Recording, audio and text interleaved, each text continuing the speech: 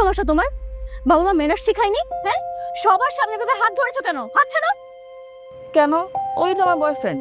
হ্যাঁ, বয়ফ্রেন্ড তো কি হয়েছে? বয়ফ্রেন্ড মানো গুলো যা ইচ্ছে করো, তাই বলে সবার সামনে ভেবে হাত ধরবে? বেয়াদব মেয়ে। শোনো, এগুলো বিয়ের পর করবে, বিয়ের আগে না।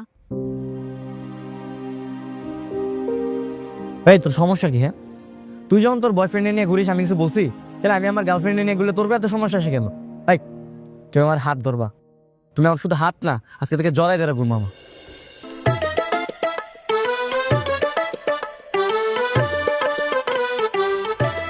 লাগছে রে, আটা গায়ে নুনের ছিঁড়ে লাগছে।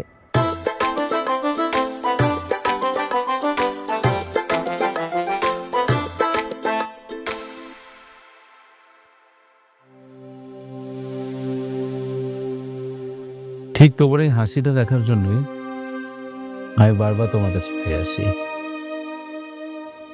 আমার তো ইচ্ছা করে মাসের প্রতিটা দিন আমি তোমাকে নিয়ে বের হই, প্রতিটা দিন আমি তোমার এই হাসিটা দেখি, ইভেন দো সারাটা জীবন যেন তোমার এই হাসি আমি দেখতে পারি। তা আমি বাসায় কথাবার্তা ফাইনালি বলে রেখেছি।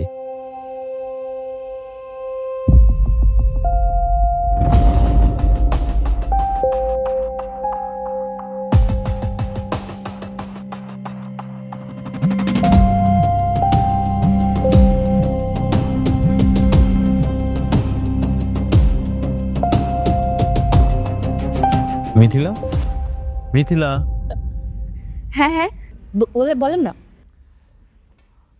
আমি এখানে আমাদের ফিউচার নিয়ে সিরিয়াস একটা কনসেপ্টে কথা বলছি আর তুমি ফোন নিয়ে বিজি। আচ্ছা, তোমার ফোনটা আনলক করে প্লিজ আমাকে দিবা?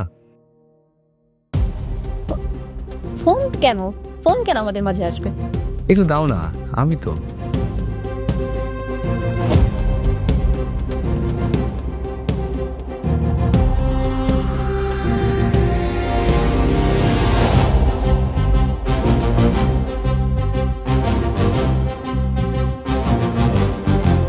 সাদমান, তুমি লাস্ট একটু আগে সাদমানকে ট্রাই করলে? আমাদের এই সুন্দর মোমেন্টের মধ্যে কি সাদমানকে মনে করা তোমার খুব বেশি ইম্পর্টেন্ট ছিল? এমনি কল করেছিলাম, এমনি। বাই দ্য ওয়ে, আমি সাদমানকে ব্লক করে দিলাম। ব্লক মানে? হ্যাঁ, ওর নাম্বারটা আমি ব্লক করে দিলাম অ্যান্ড ফেসবুক থেকেও এখন ব্লক করে দিব। ডান, ফেসবুক থেকে ব্লক করা ডান। আচ্ছা, তুমি আর কোন কোন ছেলের সাথে ফেসবুকে বা সোশ্যাল নেটওয়ার্কে টাচে থাকো? চলো এখান থেকে আমরা অন্য কোথাও চলে যাই। Let's go. রাসেল ওরা ছাড়া আর কেউ নেই। রাসেল পিয়াস, তাই তো? ওকে, আমি রাসেল আর পিয়াসকেও ব্লক করে দিলাম, কারণ আমি চাই না আমার ফিউচার ওয়াইফের সাথে কোনো ছেলে টাচে থাকুক। Future wife? Future wife?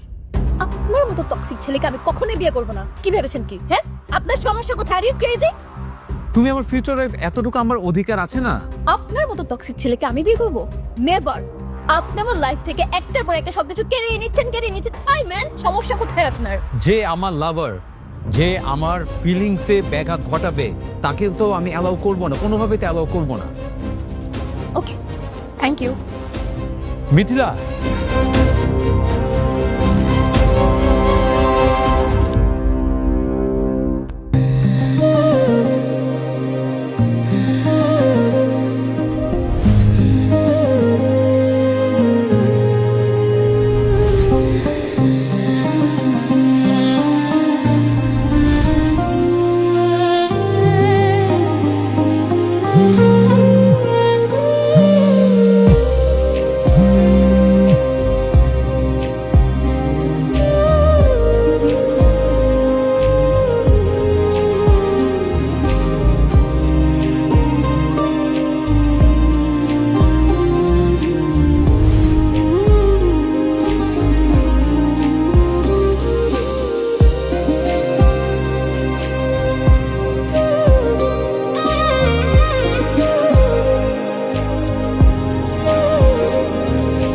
কিরে এখনো ঘুমাসনি?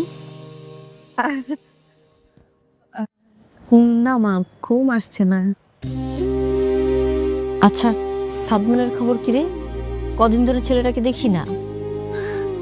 সাদমান হানমান তো অনেক ভালো আছে, নতুন গার্লফ্রেন্ড হয়েছে, গার্লফ্রেন্ডকে নিয়ে ঘুরে বেড়ায়। আমাকে টাইম দেওয়ার সময় আছে নাকি ওর? কি প্রেম করে? আমি তো ভেবেছিলাম তোরা যতই মুখে মুখে বলিস না কেন তোরা প্রেম বিরোধী। ভাবলাম তোরা অবশ্যই প্রেম করবি, এখন দেখি না, তোরা নিজেদের কথাটাই ঠিক রাখলি। জানো তো মা, আমাদের একটি প্রশ্ন উত্তর দাও তো, মানুষের কথা রাখা বেশি ইম্পর্টেন্ট নাকি মানসিক শান্তিটা বেশি ইম্পর্টেন্ট? অবশ্যই মানসিক শান্তিটা, কিন্তু এই কথা বলছিস কেন, কি হয়েছে? কিছু না বাবা, এমনি জিজ্ঞেস করলাম। শোন, মাকে বলবি না তো কাকে বলবি? হ্যাঁ বল। না বললাম তো কিছু না, তুমি রুমে যাও না, টেনশন করার কিছু নেই, যাও না। ইচ্ছা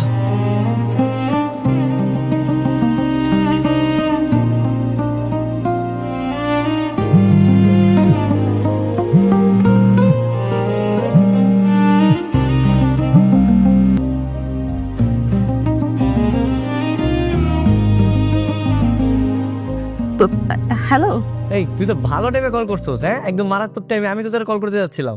আমাকে কল কেন? একটা গুড নিউজ আছে। Good news? কিসের গুড নিউজ? আগে তোরটা বল। আগে তোরটা বল না। আচ্ছা শোন, কালকে তোমার বার্থডে, আর এই স্পেশাল দিনে একটা স্পেশাল কাজ করতে যাচ্ছি। কি কাজ? মেহেরিনকে বিয়ে। আর শোন, ওর বাবা তো অনেক বড় লোক বুঝছিস, কোনোভাবেই তো আমাকে মেনে নেবে না। তাই ভাবলাম কালকে কাজে বসে গিয়ে বিয়েটা সেরে নেবো, আর তোকে নিয়ে যাব। তুই আমার সাক্ষী গোপাল হিসেবে থাকবি। এই মেহেরিন কল দিচ্ছে, তোর কল দিচ্ছে। হ্যাঁ